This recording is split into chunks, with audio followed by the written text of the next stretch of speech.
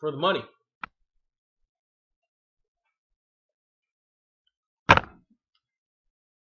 Two for the show, party people. In the place to be, it's me. As you can see, I am fiddling around with exactly where I'll be shooting these. Got some of my friends here. Now that's Leonardo. That's the Dragon Dagger. Not the Dragon Dagger. It doesn't actually play anything, but it looks cool. I'm fiddling around with where everything is. I'm trying to do a lot less editing of these videos. You might hear me say a lot. You might hear me clear my throat a little bit, but I'm going to try because editing takes forever, and I really got to pump some of these out to try to build my catalog, to build my subscriptions, to build my likes, to build my everything up, to build this channel up, to build 2 drink minimum reviews and the 2 drink minimum channel all the way up. Skyrocket. The sky is where we're going. Up to the sky. Some poet laureates once said. Party people, there is a lot going on in professional wrestling right now. In case you didn't know, I like professional wrestling. Or liked it. I have a love-hate relationship with pro wrestling. I was on the indies for a couple years as manager David Troy, mega manager, which helped fuel my love/hate for it a lot of the times. I've watched it since I was 8 years old, which is run about years ago. I love it when it's good, and I hate it when it's not, and I understand many aspects of it myself. There is a ton of shit going on. There's the Bill Demott bullying angle story scandal that's going on, which is interesting to see how current cultural views try to shape pro wrestling, but pro wrestling, I put this on my Facebook page, but I'll say it here. Social norms occasionally try to come in and shape the way pro wrestling is done. For the most part, pro wrestling stays the same animal, despite those social norms. You understand? As much as pro wrestling tries to mirror society and where we are as a culture, typically inside a wrestling ring and put it inside this world, a lot of times it takes a long effing time for it to catch up. And on many of what we do as society, it still hasn't caught up.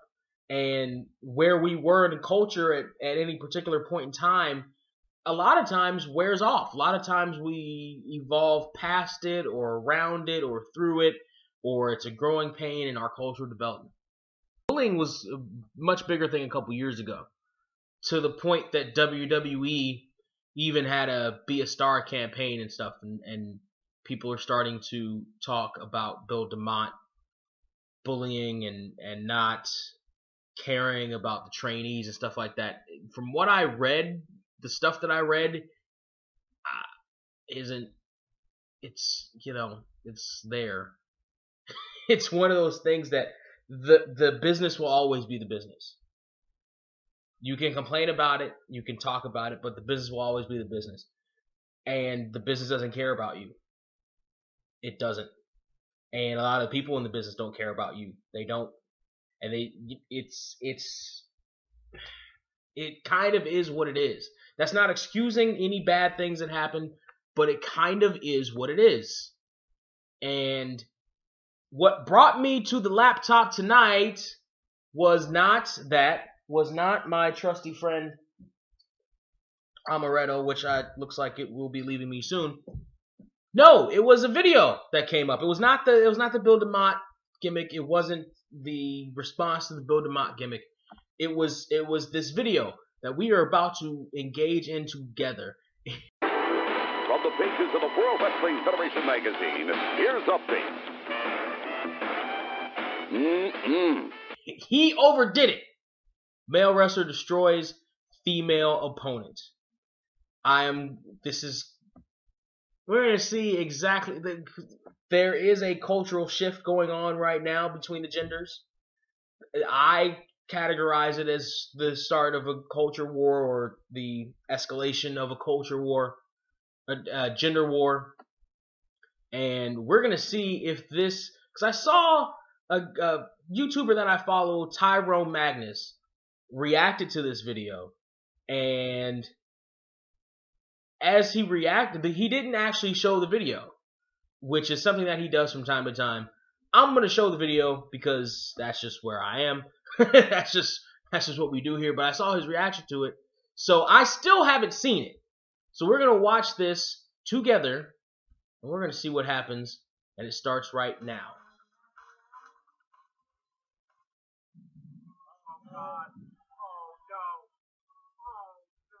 Alright. Male wrestler's got a chair. Ugh! He clocked her.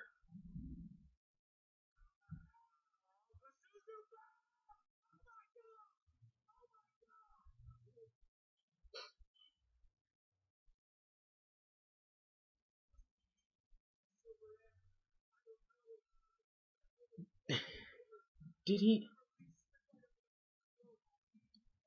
he?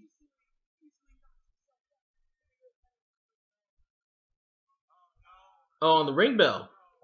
Okay, well, it's replaying now, so I was going to go back and... That's not a metal chair. And it looks like he ignored her hand. I can't tell if she hit her head on the bell or not. We're going to pause it here at 1:15. I can't tell if she hit her head on the bell or not. It was close. It was very close.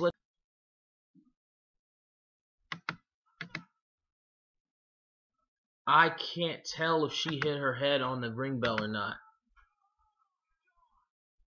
Yeah, first off, that chair shot. And second,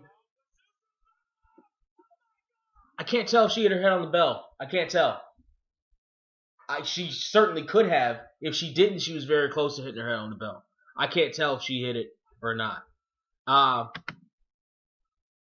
can't fucking tell if she hit it or not. I'm seeing that there is a response to this because I've got a bunch of wrestlers and indie wrestlers on my Indian, higher up on my newsfeed and on Facebook. And one of the responses was from a guy known on the indie scene as Jaysin Strife.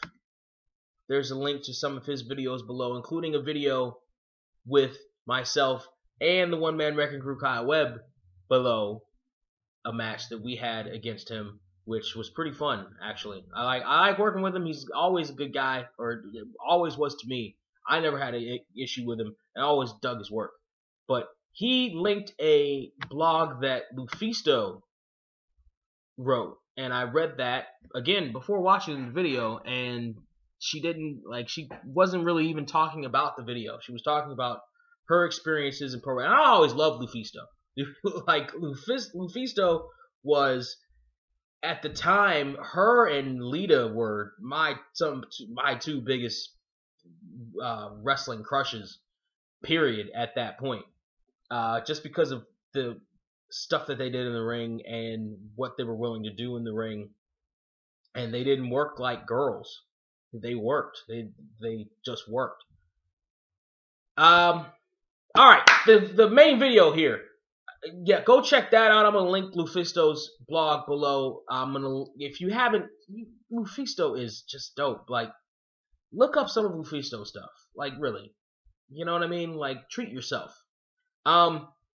So, looking at this video, I'm gonna start off with this. The first thing I saw in this video, or the first thing I thought in this video, was the first thing I thought when I saw another video that I think, don't quote me on this, I think was with the same two people in kind of a practice match situation.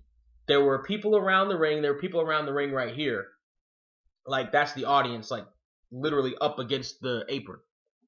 There were people around the ring, but much fewer, like 5 or 6. And I think they were having a practice match. She was in, like, shorts. I think he might have still been in his gear. But she was, like, in workout shorts. And I think she beat him. And the match that I saw there was okay. But the first thing I thought watching that match was, fuck, that ring is small.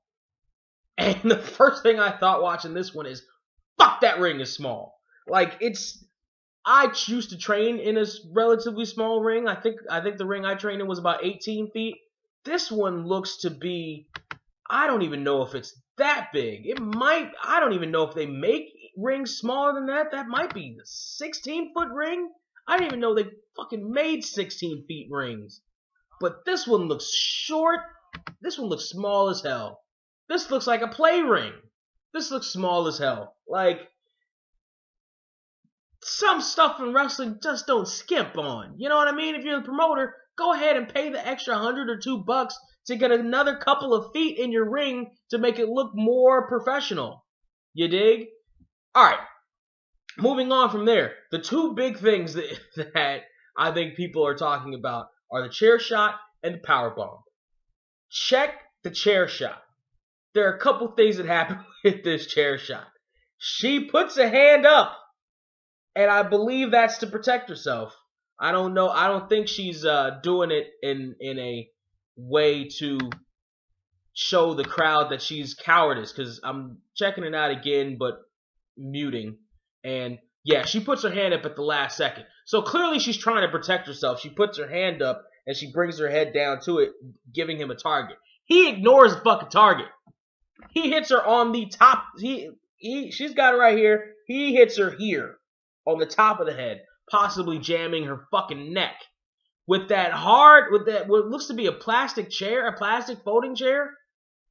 I'd rather have a metal folding chair, because at least the metal will give a little bit if you hit somebody in the head with it. But he hit her, looks like square on the top of the head, which, what? He didn't want to break her hand? Like, she put it up there. Like, hit her in the fucking hand. So that's the first thing. I don't know. I don't necessarily want to say it's malice because of her gender. It might just be he's a vet and just wants to do shit his way, like a lot of vets want to do.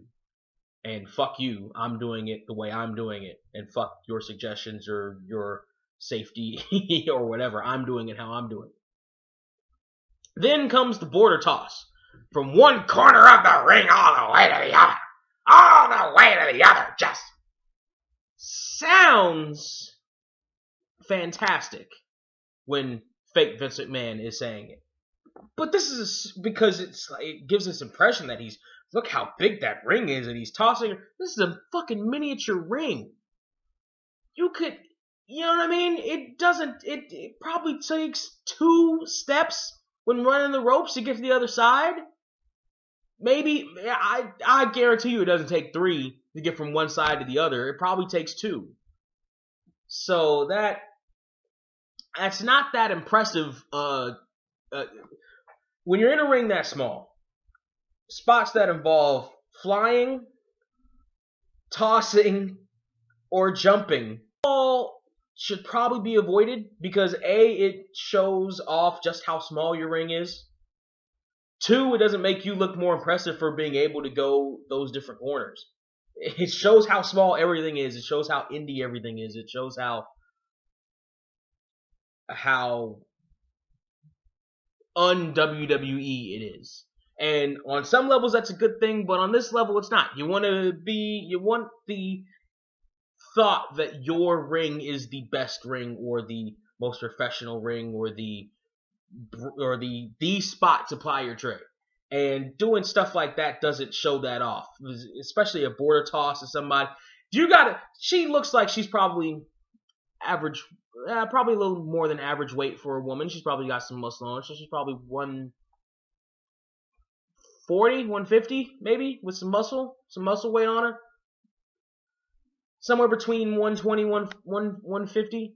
150 is kind of big. Somewhere between 120 and maybe like 130. She's probably got some muscle on her.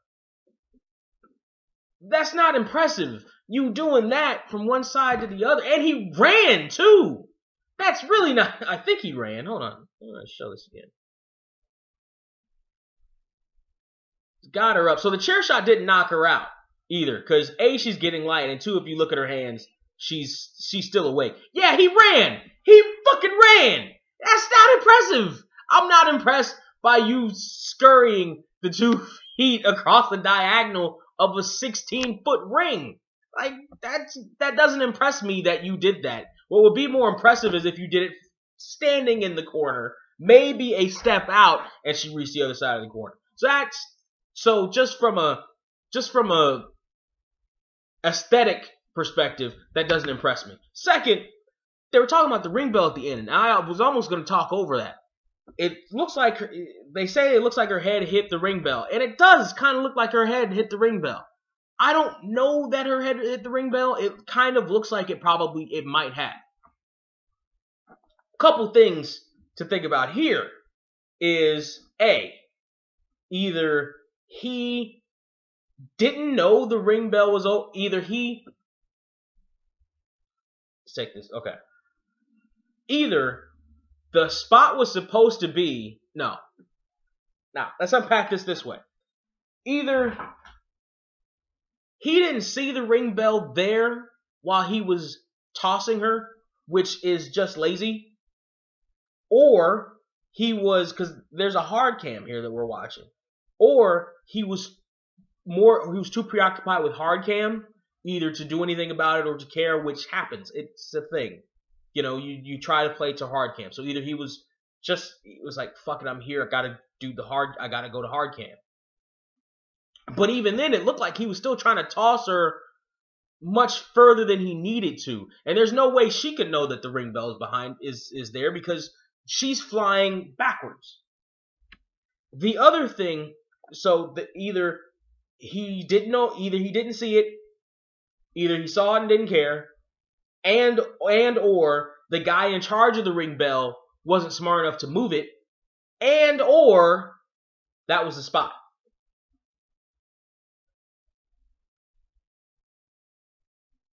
Which is entirely possible.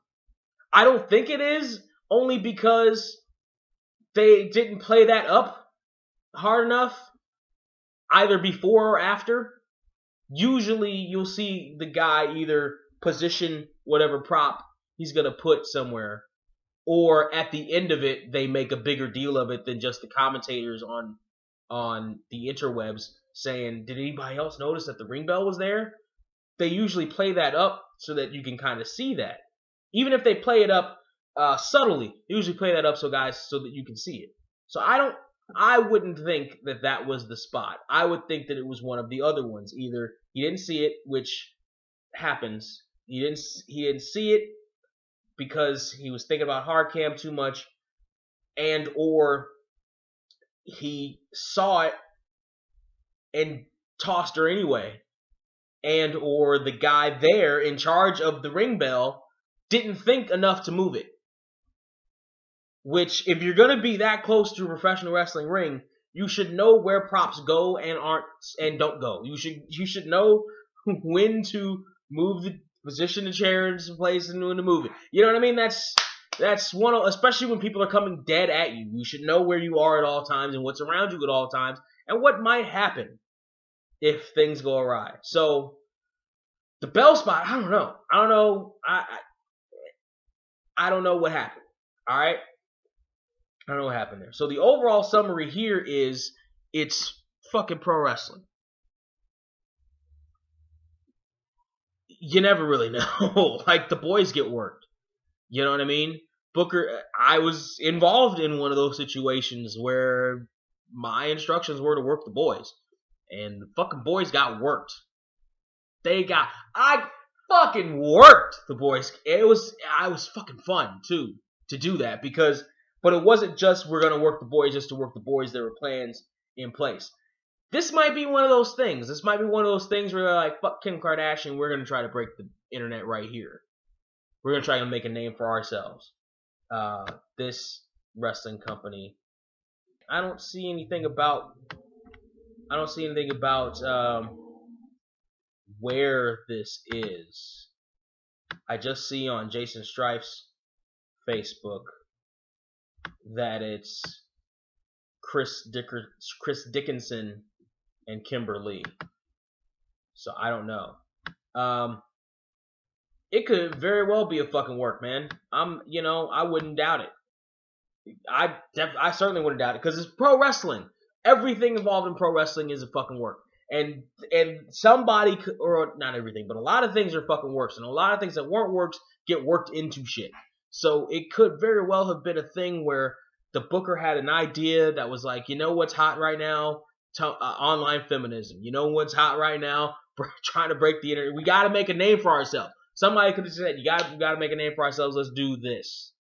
Or Kimberly might have come up with the spot. Dickinson might have. It all could have been a fucking hybrid for all we know. Bottom line is, names are being put out there.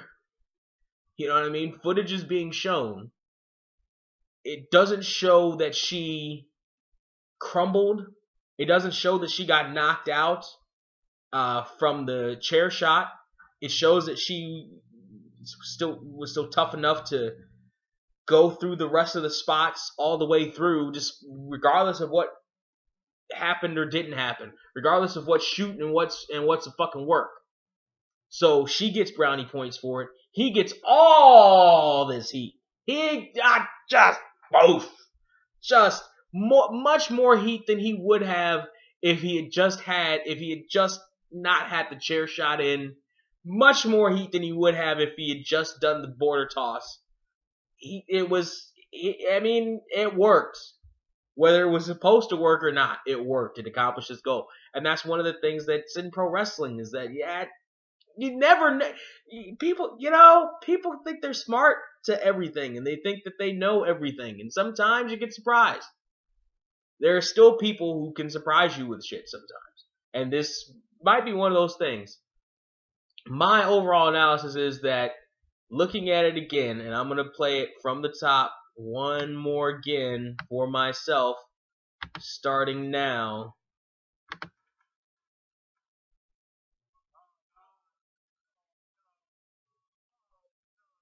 She's selling. This was the spot. That chair shot, though. I don't like that chair shot to the top of the head. But she's not knocked out, because you can see her fist. She's not knocked out. I don't know that she... No, see, I don't think... She might have. She might have hit that bell. And I'm stopping it at 26.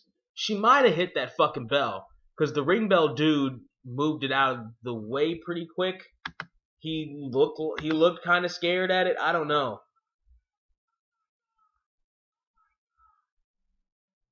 Yeah, he moved it like it wasn't supposed to be there. So maybe it wasn't. She's holding the top of her head because he really nailed her on the top of the fucking head. Like and it's replaying again. He really nailed her right on the top of the fucking head. Yeah, he nailed her a little bit too much on the top of the head. Might have fucked with her neck a little bit. So, after all that, my money goes to, obviously it was a work.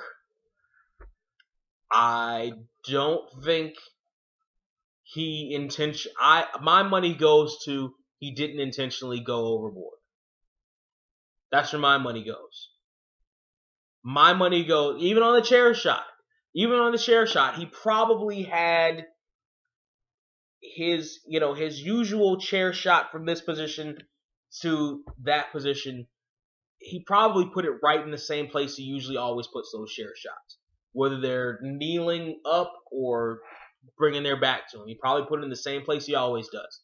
That border toss, I guarantee you was the spot. And that pin, I guarantee you was the spot. The bell may not have been the spot. The bell may have been a legit accident.